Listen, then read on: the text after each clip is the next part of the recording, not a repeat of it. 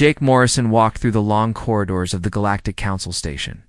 His black suit felt heavy on his shoulders. 3 years of meetings, 3 years of promises, 3 years of watching alien species treat humanity like children. Who needed to be watched? The station was huge. It took 20 minutes to walk from the human quarters to the main chamber. Jake had made this walk hundreds of times. Today felt different. Today might be the last time Captain Lisa Grant walked. Beside him, her military uniform was clean and pressed. She carried herself like a soldier, back straight, eyes forward. Behind them came Admiral Paul Hayes and Dr. Nina Clark. They were the best Earth had to offer. It had not been enough. The main chamber was a massive dome. Thousands of alien beings sat in curved rows that went up to the ceiling. Jake had seen this sight many times, but it still made him feel small. Earth had 4 representatives. The Zephyrians had 200. The Altarians had 150. Even the smallest species had more voices than humanity. Jake took his place at the speaker's podium. The chamber grew quiet. Thousands of eyes, some with 3 pupils, some without pupils at all, looked down at him. He had practiced this speech for weeks. Now he wondered if any of it mattered. Kethfer stood up in the Zephyrian section. The alien was tall and thin, with skin that looked like blue metal. When he spoke, his voice came through the translation. Device is cold and sharp. The motion before us today is simple, Kethfer said. Humanity has shown aggressive tendencies. They expand too fast. They ask too many questions. They do not respect the natural order that has kept peace in this galaxy for 10,000 years. Jake felt his hands tighten into fists. He had heard this speech before. Different words, same meaning. Humans were dangerous.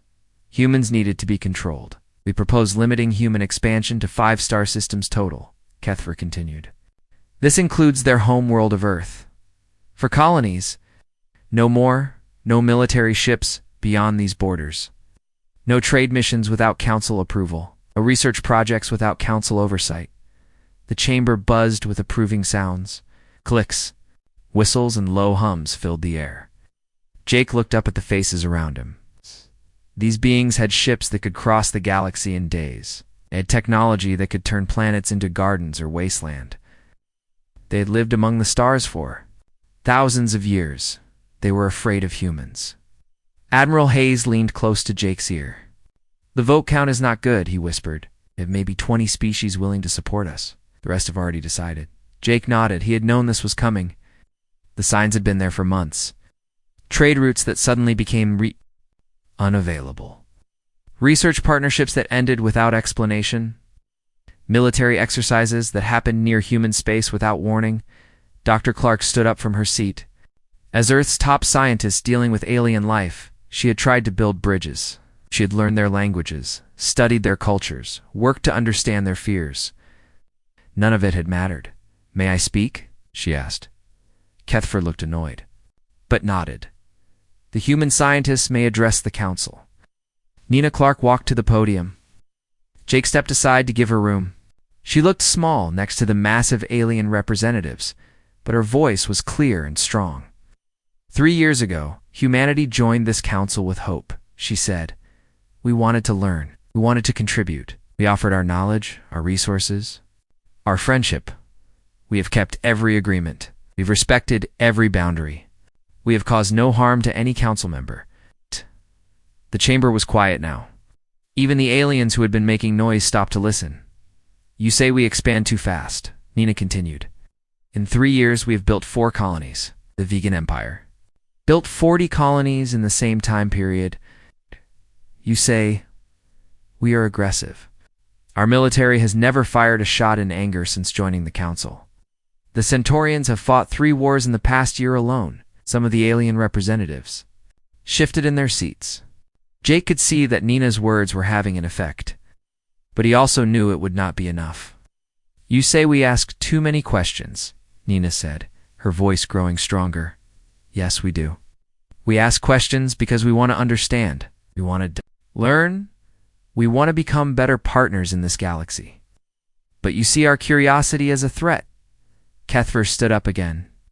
The human speaks of partnership, he said. But humans are young. They do not understand the delicate balance that keeps peace.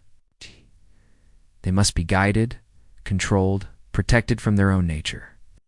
Jake felt something snap inside him. He had listened to this condescending talk for 3 years. He had smiled and nodded and tried to be diplomatic.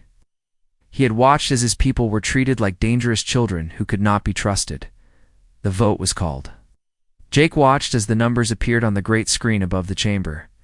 847 species voted in favor of the restrictions. Only 12 voted against. Human sections fell silent. Jake looked at his team.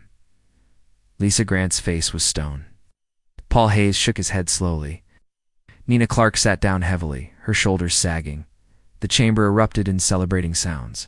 Clicks and whistles and hums of approval filled the air. The aliens were happy. They had solved the human problem. They had put the dangerous young species back in its cage. Jake stood up slowly. The chamber began to quiet as the aliens noticed him moving. He walked to the podium one last time. His hands were steady now. His voice would be clear, united. Earth Federation formally withdraws from the Galactic Council, he said. The words hung in the air like a physical thing. The chamber went completely silent. No clicks, no whistles, no hums. Just silence. We will no longer be bound by your laws, Jake continued. We'll no longer be bound by your treaties. We'll no longer be bound by your fear. He turned and walked toward the exit.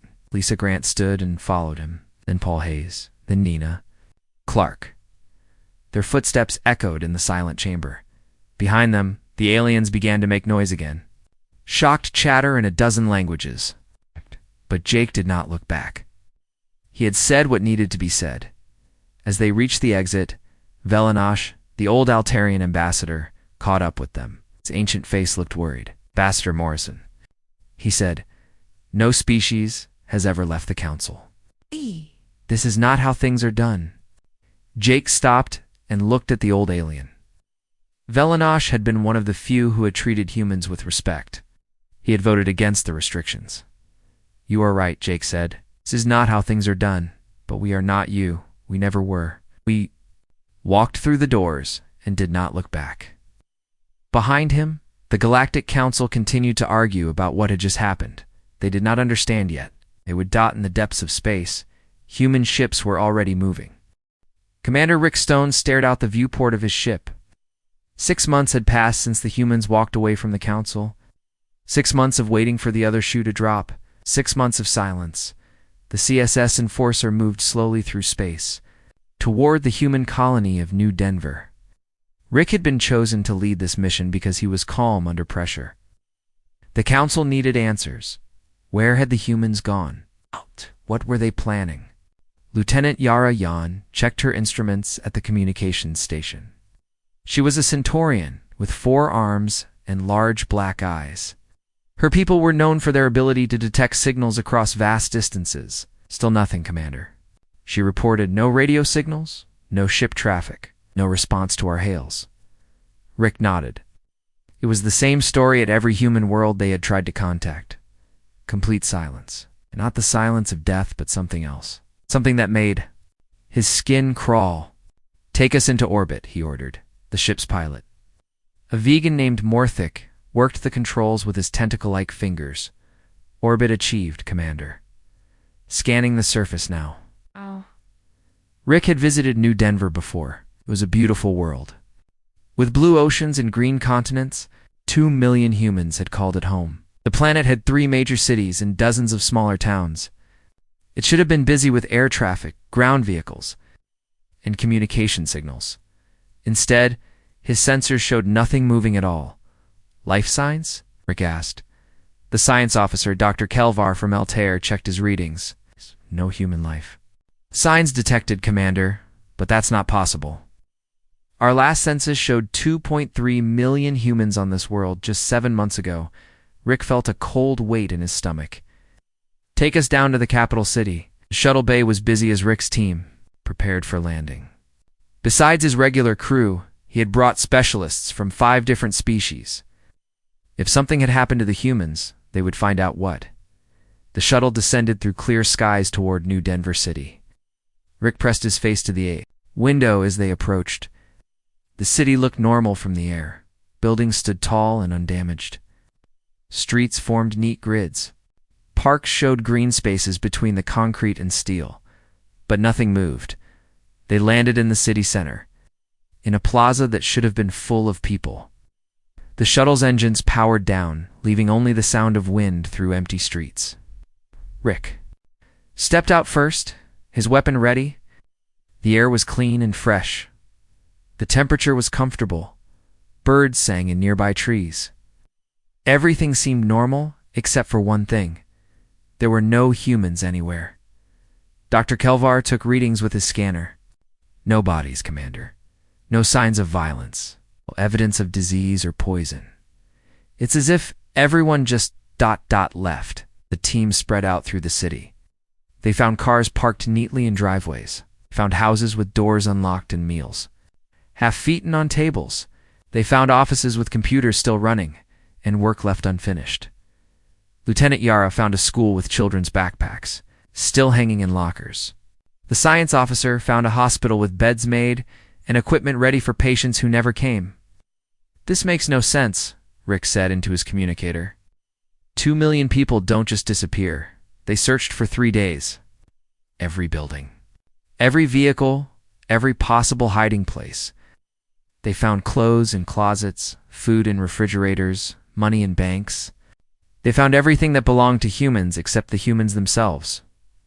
On the 4th day, they found something that made Rick's blood run cold. In the basement of the government building, they discovered a room full of monitoring equipment. Screens showed images from across the galaxy. Council worlds, council ships, council meetings. The equipment was still running, still recording. "They were watching us," Rick whispered. Dr. Kelvar examined the technology. "This is advanced, Commander. More advanced than anything in our databases."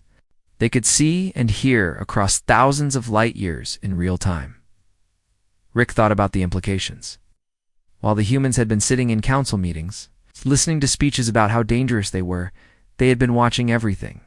The council did. Every secret meeting, every private conversation, every plan made behind closed doors. The team left New Denver with more questions than answers. They visited 16 other human colonies. The story was the same everywhere. Empty cities, abandoned. Homes, no sign of the people who had lived there. Rick filed his report with growing unease. The council had expected humans to fight back with ships and weapons. They had expected war, rebellion, terrorist attacks. They had not expected this complete vanishing act. Back on Council Station, the alien leaders gathered in emergency session. The chamber buzzed with nervous energy. Everyone had the same question. Where were the humans? Kethfer stood to address the assembly. Did the Zephyrian leader look less confident than he had 6 months ago? "The human colonies are empty," he announced. "But our experts believe they have fled to unknown space. They are probably building weapons and planning attacks." But Dr. Morthul, the vegan scientist, shook his head.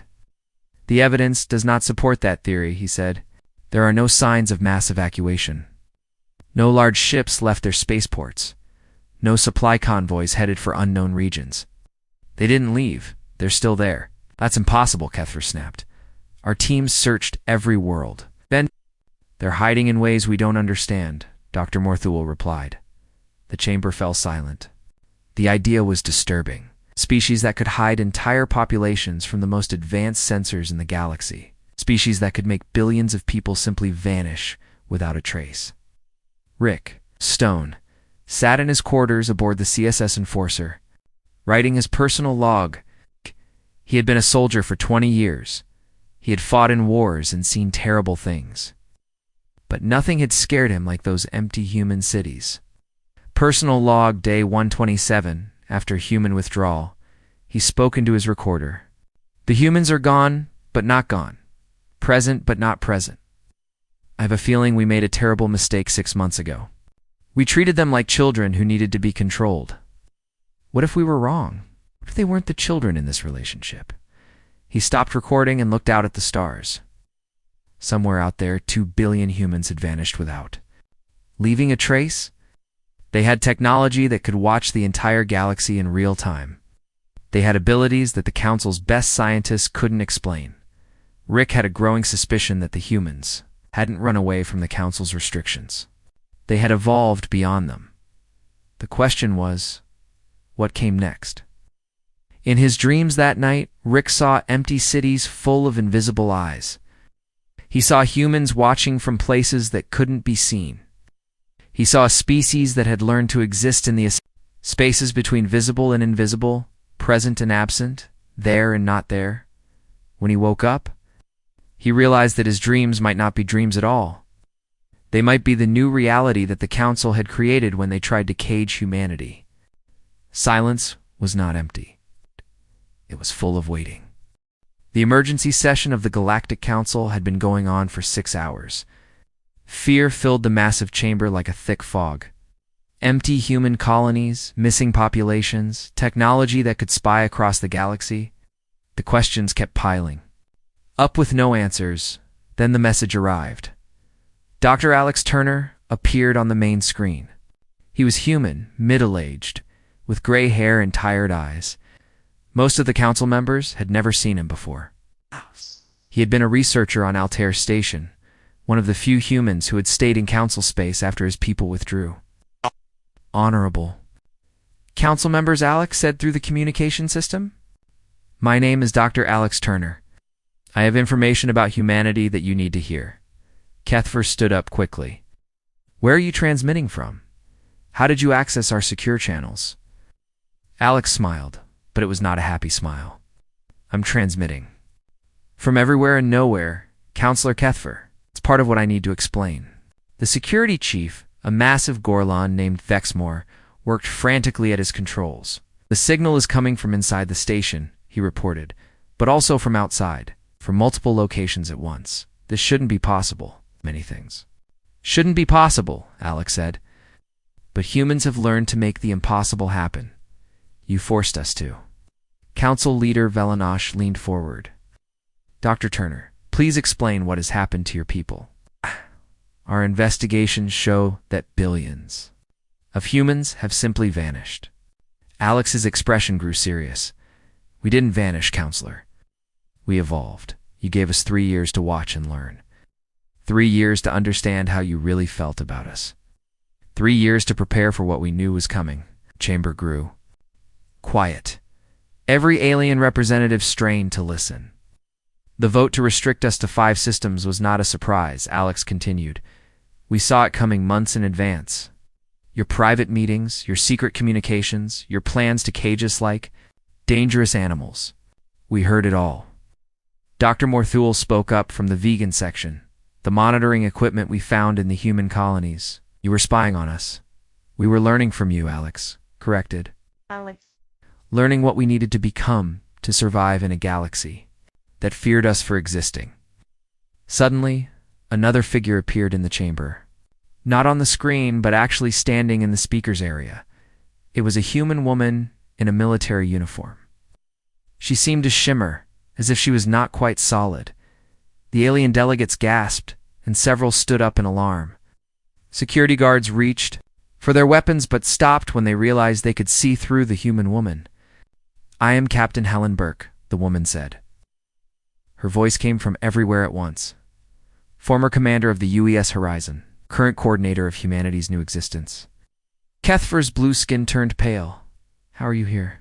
Our sensors show no ships, no transports, no life signs. Helen smiled. Because we are no longer bound by your sensors, Counselor. We're no longer bound by your understanding of what is possible. More humans began to appear throughout the chamber. They materialized. Like ghosts, some solid-looking, others transparent. They stood in the aisles, along the walls, even floating in the air above the alien delegates. What have you done? Whispered Council Leader. No. Dr. Alex Turner's image on the screen flickered, and then he appeared in person, standing next to Helen Burke. We learn to exist between dimensions, he explained. Your scientists know that reality has multiple layers. Most species can only perceive and interact with one layer at a time. We learn to move between them. The alien scientists in the chamber began pulling out their instruments, scanning frantically. Their readings showed impossible results. The humans were there and not there at the same time. Dimensional phase shifting, Dr. Morthul whispered. Theoretical only. The energy requirements alone should make it impossible. Should make it impossible for you, Helen Burke corrected. But humans think differently. We don't accept impossible. As an answer, we find ways around it, through it, or beyond it. Captain Lisa Grant appeared next to the Zephyrian section. Kethver stumbled backward in fear. You wanted to limit us to 5-star systems, she said calmly. Now we exist in infinite dimensions. You sought to control our expansion. Now we expand. Through layers of reality you cannot even detect. The security chief Thexmore tried to grab one of the humans, but his massive hand passed right through the figure. They're not really here, he growled. We're more here than you are, replied Admiral Paul Hayes, materializing behind the security station. You exist in only one dimension. We exist in many. Which of us is more real? The chamber erupted in panicked voices. Some aliens called for their guards. Others demanded explanations. A few simply sat in stunned silence. Dr. Nina Clark appeared at the center of the chamber, her form more solid than the others. We're afraid of what we might become if left unchecked, she said, her voice cutting through the noise. They tried to check us. Instead, you forced us to become something beyond your ability to check. Us.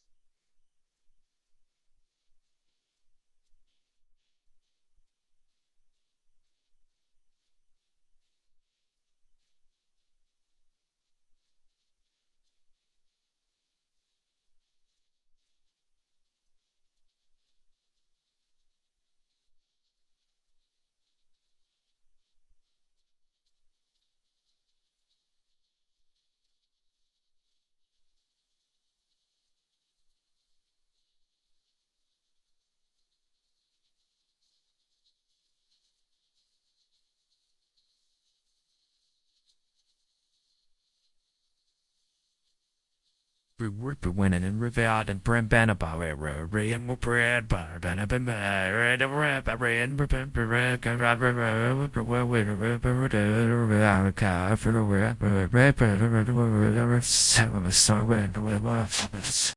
The laws of physics haven't changed, Nina replied. Your understanding of them has. We simply learned to use laws you didn't know existed. More humans appeared, dozens of them, then hundreds. The chamber filled with shimmering figures that seemed to exist in multiple places at once. Some of the alien delegates recognized faces they had seen in diplomatic meetings years before. Senator Carl Davis materialized directly in front of Kethver. He said, "We asked too many questions," he said. "Those questions led us to answers you never imagined. While you debated how to control us, we learned how to transcend control itself." Commander Beth Rogers appeared floating above the assembly. "Every ship in your fleet, every station in your territory, every world under council protection, we are there. Have always been there. You just couldn't see us." The implications hit the alien delegates like a physical blow. If humans could exist undetected anywhere, then nowhere was private. No meeting was secret. No plan was hidden. "How long?" asked Council Leader Velenosh quietly. "How long have we been watching?" Helen Burke replied. "Since the day after we left this chamber, we needed to understand what came next. We needed to prepare for your response. What do you want from us?" Dr. Morthul asked. The humans in the chamber looked at each other.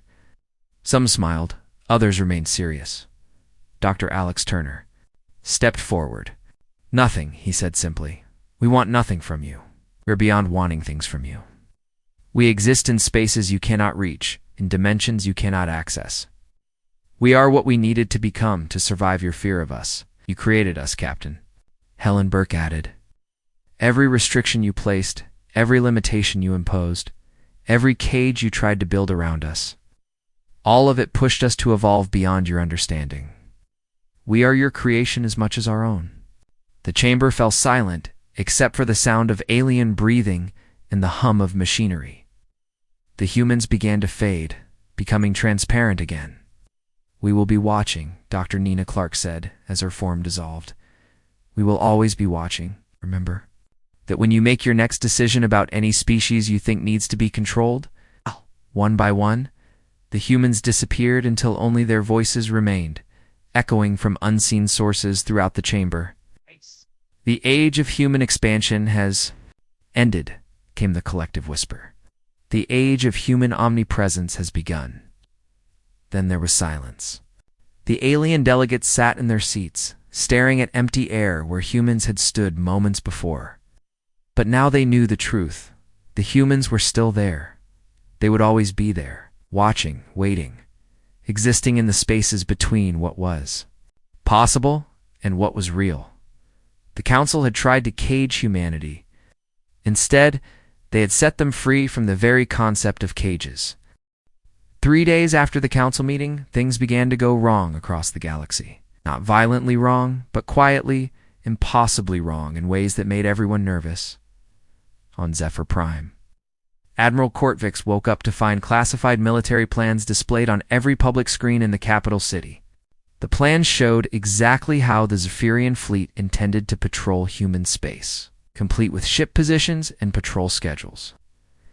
The information had been stored in the most secure computers in the Empire, behind layers of encryption and protection. No one had broken in. No alarms had sounded. The information had simply appeared. Kortvix called his security chief immediately. "How did this happen?" he demanded. The security chief, a veteran soldier named Yekstar, looked confused and frightened. "Sir, our systems show no intrusion, no unauthorized access. No data breach of any kind. According to our computers, this information was always public." "That's impossible," Kortvix growled. "Yes, sir," Yekstar agreed. But impossible things seem to be happening a lot lately. On Centauri Station, the stock market began behaving strangely. Prices for Zephyrian weapons manufacturers crashed overnight. Companies that built sensors and detection equipment saw their values drop to nothing. At the same time, businesses focused on peace and cooperation saw their stock prices rise impossibly high. The financial computers showed no signs of hacking or manipulation. The market was simply responding to information that seemed to come from nowhere and everywhere at once. Trade coordinator Flex Annie studied the reports with growing fear. "It's like the market knows something we don't," she told her staff. "Like, it can see the future." On Altair 7, the government's communication system began broadcasting messages that no one had sent. The messages were not threats or demands, they were questions. "Why do you fear learning?" appeared on screens across the planet. "What makes cooperation dangerous?" showed up in official reports. "When did curiosity become a crime?" replaced the normal news broadcasts. The questions made people think.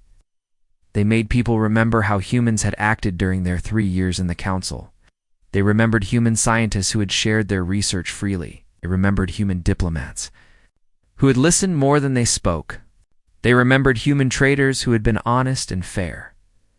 General Klexmore of the Altarian Defense Force tried to trace the source of the messages. His technicians worked for hours but found nothing. "The signals aren't coming from outside," his chief technician reported. "They're coming from inside our own systems.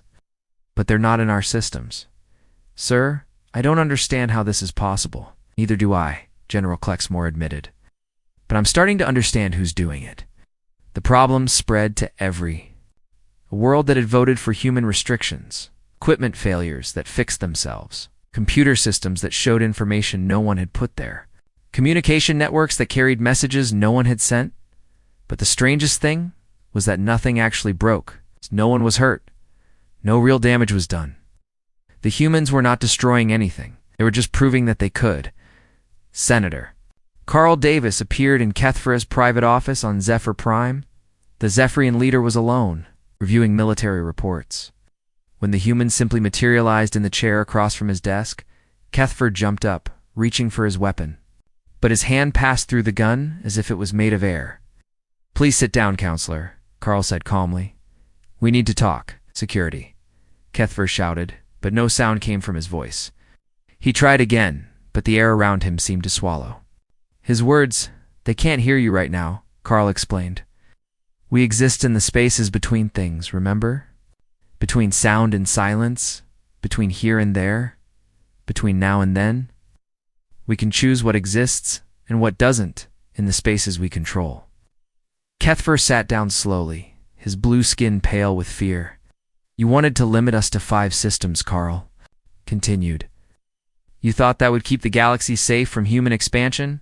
But you didn't understand what expansion really means, Carl gestured, and the walls of the office became transparent.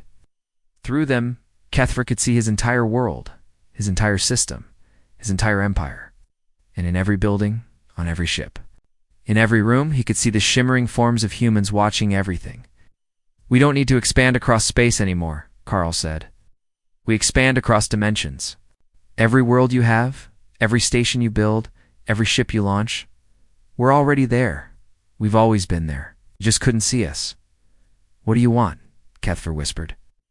We want you to understand, Carl replied. You were so afraid of what we might become that you forced us to become it. Every restriction you placed on us pushed us to find ways around those restrictions. Every limitation you imposed made us seek freedom beyond limitation itself. The office returned to normal. Carl's form began to fade. You created the very thing you feared most, he said as he disappeared. A humanity that cannot be contained, controlled, or even comprehended by your understanding of reality. Similar conversations happened across the galaxy. Human diplomats appeared in the private chambers of alien leaders, not to threaten, but to explain. Not to demand, but to educate. Commander Beth Rogers materialized in the council leaders' quarters on Council Station. Velinosh was old and wise, one of the few who had opposed the restrictions on humanity. I tried to warn them, Velinosh said. Quietly, I told them that caging a young, curious species would only make them find ways to escape the cage. You understood us better than most, Beth agreed. But even you didn't understand how far we would go to remain free. What happens now? Velinosh asked. Now you live with the consequences, Beth replied. Every species that voted to restrict us will find us watching them. Not as enemies, but as observers. We will see everything you do, hear everything you say, know everything you plan. Those who oppose the restrictions? Beth smiled. We remember our friends, Counselor. The species who treated us with respect will find us helpful rather than intrusive. We judge each civilization by how they chose to judge us. Across the galaxy, younger species began to question the Council's authority. If the mighty Galactic Council could be so wrong about humanity, what else were they wrong about? If humans could transcend physical limitations so completely, what did that say about the Council's understanding of the universe? The Terran Liberation Front formed on dozens of worlds, not a military organization, but a political movement. Aliens who believed that the Council's fear-based policies were holding back galactic civilization. On Earth's former colony of New Chicago, the abandoned city began to show signs of activity again. Not visible activity, but sensors detected energy patterns that suggested massive construction projects. The humans were building something in dimensions that other species couldn't see. Dr. Morthul published a research paper that sent shockwaves. Through the scientific community, dimensional phase theory, how humanity achieved physical transcendence became the most read scientific document in galactic history in the paper. He explained what the humans had accomplished. They had learned to exist in multiple dimensional phases simultaneously. They could be in normal space when they chose to be seen, and in parallel dimensions when they chose to remain hidden. The energy requirements should make this impossible, he wrote, but humans have discovered ways to tap into dimensional barriers themselves for power. They have essentially learned to use the fabric of reality as their energy source. The implications terrified the Council leadership, species that could exist everywhere, see everything, and power their technology by drawing energy from the structure of space itself was beyond any possible control. Admiral Sam Brooks appeared one final time in the Council chambers. The session was nearly empty. Many species had stopped attending after learning that humans could observe every meeting. Anyway, you wanted to know what we've become, Sam said to the few delegates present. We've become what we needed to become to survive your fear. We are the Watchers now. We are the Observers. We are the species that exists in the spaces between your thoughts and the dimensions beyond your sight. We exist everywhere you exist, and in places you cannot imagine. We are humanity evolved, and we are what you made us when you chose fear over friendship. Sam's form began to fade like the others. Remember this when you encounter the next young species that asks too many questions and expands too quickly. Remember what happens when you try to cage the uncageable. The chamber fell silent as Sam disappeared. The few remaining delegates sat alone with their thoughts. Knowing that even their thoughts might not be private anymore, the galaxy had learned its lesson. Some species, when cornered, don't fight back with weapons. They fight back by becoming something that makes weapons irrelevant. 1 year had passed since humanity walked away from the council table. The galaxy looked the same from the outside, but everything had changed underneath. The Galactic Council still met in their great chamber. Representatives still gave speeches and voted on laws. But everyone knew the truth now. Every word they spoke was heard by invisible human observers. Every decision they made was watched by beings who existed in dimensions beyond their understanding. Admiral Sam Brooks stood in a place that had no name, watching 1,000 different worlds at the same time. The human command center existed between dimensions, in a space that was everywhere and nowhere. From here, humanity monitored the entire galaxy without being seen. "Status report," Sam said to the team around him. Captain Helen Burke checked her readings. The Zephyrian Empire is withdrawing their patrol ships from the borders of former human space. They've learned that trying to monitor empty colonies is pointless when we can appear anywhere we want. Dr. Ellen Kim looked up from her research station. The scientific revolution is accelerating. 17 species have begun their own dimensional research programs. They want to understand what we've accomplished. Will they succeed? Sam asked. Ellen shook her head. Not for centuries, maybe millennia. We had advantages they don't have. Human curiosity, human stubbornness, and most importantly, human desperation. We were willing to risk everything to remain free. The transformation of galactic politics had been swift and complete. The younger species had been the first to understand what humanity's evolution meant. If the Council could be so completely wrong about humans, what else were they wrong about? The Terran Liberation Front had grown from a small political movement to a galaxy-wide revolution of ideas. Not a violent revolution, but something more dangerous to the old order. A revolution of thinking. On Centauri Prime, young aliens gathered in secret meetings to discuss the new reality. They called themselves the New Thinkers, and they had radical ideas about how the galaxy should work. "The Council claims to maintain peace," said Yexaluna, a young Centaurian scientist. "But what kind of peace requires caging entire species? What kind of stability depends on fear?"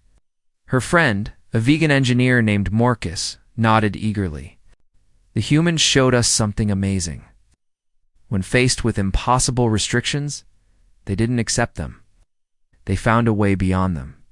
Why do we accept limitations that others place on us?" These conversations happened on hundreds of worlds. The old council members watched with growing alarm as their authority crumbled not through force, but through the simple act of young minds asking better questions. Back in the Dimensional Command Center, Dr. Nina Clark monitored the changing attitudes across the galaxy. "The psychological impact is spreading faster than we expected," she reported. "Seeing us transcend physical limitations has made other species question what limitations are real and which ones are just accepted out of habit."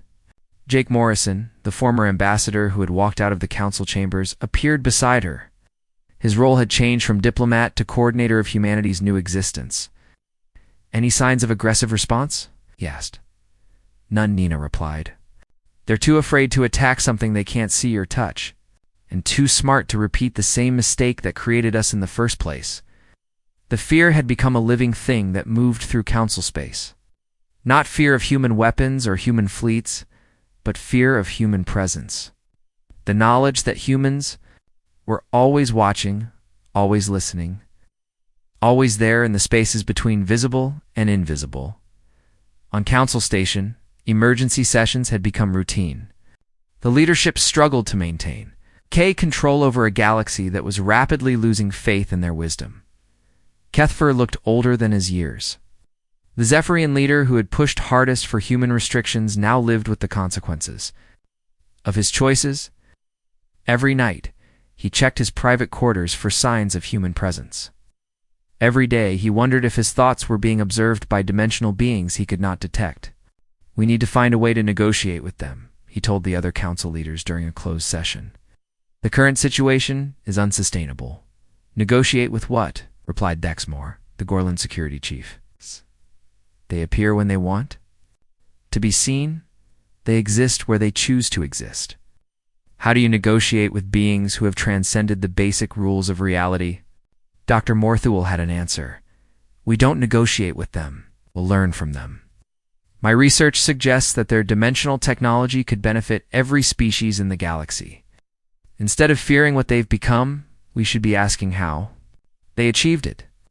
The conversation was interrupted by a familiar shimmer in the air. Commander Beth Rogers materialized in the center of the room, her form solid and clear. "You don't need to negotiate with us, counselors," she said calmly. "We've already established the new rules of galactic civilization." The council leaders tensed, but they had learned not to call for security. Human beings could not be detained or removed by conventional means. "What rules?" asked Council Leader Velenosh. "Simple ones," Beth replied. "Species that respect other species' right to exist and grow will find us helpful neighbors. Species that try to cage, control, or restrict other species will find us watching very closely." She gestured, and the walls of the chamber became transparent. Through them, the council leaders could see across the galaxy. They saw human figures standing in the halls of power on every major world. Silent observers in government buildings, research facilities, military bases, and private homes. "We are the new constant in galactic civilization," Beth continued. "We exist in every space, observe every action, remember every choice. We don't rule the galaxy. We simply ensure that those who do rule remember the consequences of their decisions." "What about our sovereignty?" Cathra demanded. "Our right to govern our own species." "You have complete sovereignty over your own people," Beth assured him. "But you no longer have the power to restrict other species based on your fears. That age is over." Transformation was already visible across the galaxy. The Altarian Empire had begun offering full membership and equal rights to the 3 younger species in their territory. The Vegan Confederation had opened their advanced research programs to any species that wanted to participate. Even the Zephyrians, despite Kethra's resistance, had started treating their subject species as partners rather than subordinates. "Fear is a poor foundation for governance," Beth observed. "You're learning to build something better." Dr. Alex Turner appeared beside Beth, carrying a data pad. "The numbers are encouraging," he reported. "Galactic conflicts are down 70%. Scientific cooperation is up 300%. Trade agreements based on mutual benefit rather than exploitation have increased by 400%. "Why?" asked Dr. Morthul. "Why do you care what happens to the rest of us?" Alex smiled. "Because isolation was never our goal. We wanted to be part of galactic civilization, remember? You forced us to evolve beyond physical limitations, but you didn't change our fundamental nature. We're still curious. We still want to learn and explore and discover. The difference is that now we do it from a position of absolute freedom," Beth added. "We can't be caged, controlled, or restricted. That security allows us to be generous rather than defensive." The human figures began to fade from the chamber, but their voices remained clear. "This is the galaxy you created when you tried to limit us," Beth said as she disappeared. "A galaxy where unlimited beings watch over limited ones. A galaxy where the species that transcended physical law ensure that no other species suffers the restrictions that forced us to transcend. We are everywhere now," Alex's voice echoed. "In every decision you make, in every law you pass, in every choice between fear and wisdom. We are the observers of galactic civilization, and we remember everything." The council leaders sat in silence after the humans vanished. Around them, the galaxy continued its business, but nothing was the same. Every species knew that humanity watched from the spaces between dimensions. Every leader understood that their choices were observed by beings who had moved beyond the limitations of physical existence. The age of restricting species out of fear had ended. The age of unlimited observation had begun. In the Dimensional Command Center, Sam Brooks looked out at the galaxy through instruments that could see across infinite realities. Humanity had paid a high price for their freedom. They had been forced to evolve beyond their original physical form, to exist in spaces that other species couldn't reach or understand. But they had gained something precious in return. They had become the guardians of galactic freedom, the Watchers, who ensured that no species would ever again face the choice between submission and extinction. "Status report," Sam said to his team. "All quiet," Helen replied. "The galaxy is learning to govern itself without fear." "Good," Sam nodded. "That's exactly what we hoped for when we walked away from their table." In the space between dimensions, humanity had found their true purpose. Not as conquerors or rulers, but as the invisible guardians of a galaxy that was finally learning. To respect the freedom of all its children, the Council had tried to cage humanity within 5 star systems. Instead, they had freed them to exist in infinite dimensions, watching over infinite possibilities, ensuring that the mistakes of the past would never be repeated.